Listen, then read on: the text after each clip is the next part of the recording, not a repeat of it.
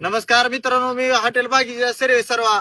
आज आपल्या धाराशिव जिल्ह्यामध्ये भूमासन परांडा आसन आमच्या आजूबाजूचे जेवढे खेडे असतात असा पाऊस झालेला आहे की आमचं 3 महिन्यापासून लावलेलं सोयाबीन तोंडाशी आलेलं पूर्ण बघू शकता तुम्ही, पूर्ण वाहून गेलेलं आहे. हे आज आमच्या शेतकऱ्या बंधून इतक्या पाण्यात सोयाबीन काढायचं कसं आणि या सोयाबीनला राहिलंय काय.